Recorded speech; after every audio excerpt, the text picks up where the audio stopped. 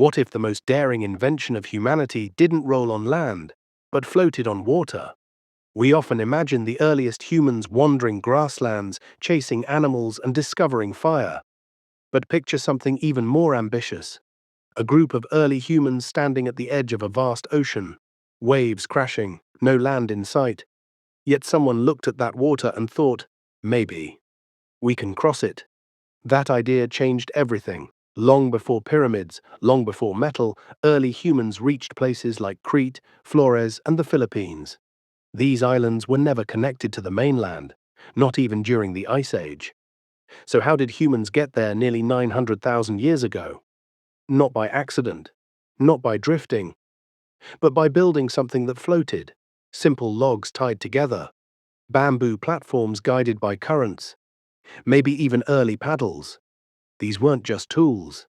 They were acts of courage, stepping onto unstable wood, trusting the water not to swallow them, believing that something existed beyond the horizon. That moment, that decision, was the beginning of exploration. Fast forward to about 70,000 years ago, modern humans, people like us, traveled across the ocean to Australia.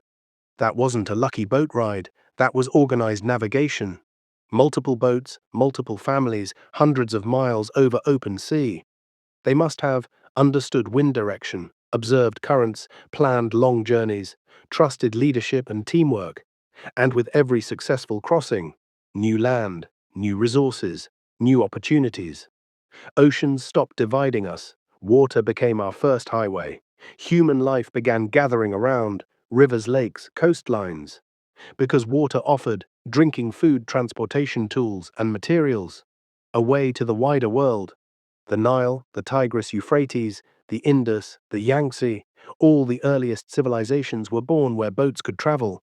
We usually think roads built civilizations. But the truth is, boats connected humanity first. Whenever I see a simple canoe today, I remind myself, this shape represents thousands of years of innovation. Boats evolved step by step, and each upgrade was a leap in human intelligence. The first canoes, fire plus stone engineering. Between 8,000 and 10,000 BCE, people learned to carve tree trunks into boats. Not with chainsaws, not with metal, with fire and stone tools. Burn the wood, scrape out the charcoal, shape a hollow hull. The oldest known example, Netherlands, the Pesque canoe, dating back over 10,000 years. Similar boats appear in Africa, Asia, and the Americas, which means humans worldwide were figuring out the same idea. To move through water is to control water. These canoes allowed faster travel, deeper fishing, bigger communities, wider trade networks, discovery of new territories. Distance was no longer a prison, it became a path. Reed and skin boats, smart solutions in harsh places. In Egypt and Mesopotamia, trees were scarce. So people invented boats made of reed bundles. Lightweight, flexible, surprisingly strong. The Nile became an aquatic superhighway. And in colder regions, people stretched animal skins over wooden frames. These crafts were fast and maintained by the entire community. Sometimes, innovation comes not from luxury, but from necessity. Where wood failed, creativity succeeded. Plank boats, engineering becomes strategic.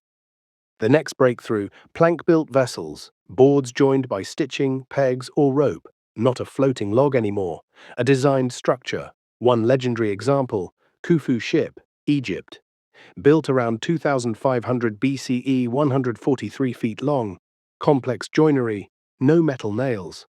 A masterpiece of marine engineering. Boats had become something new, engines of trade, tools of diplomacy, symbols of power. With these ships, entire civilizations moved outward. The sail, the ancient world's motor. Then came sails, wind became fuel, oceans became routes, not obstacles. Sailboats allowed humans to cross the Mediterranean, reach India, travel to East Asia, explore Africa's coastlines. Eventually, and cross the Pacific and Atlantic. Navigation was now science, engineering, strategy. Boats were turning humans into global thinkers.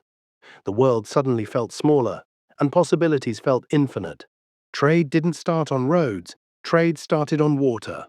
Between 3000 and 1000 BCE, sailors created the first global network. Phoenicians, Austronesians, Harappans, Egyptians, Minoans, Greeks, Chinese. These cultures traded precious stones, grains tools, pottery writing systems, music beliefs. Goods traveled, and ideas traveled with them.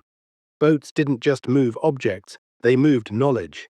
Some of the greatest navigators in history, the Austronesian peoples, ancestors of Polynesians, Micronesians, Malays, Filipinos.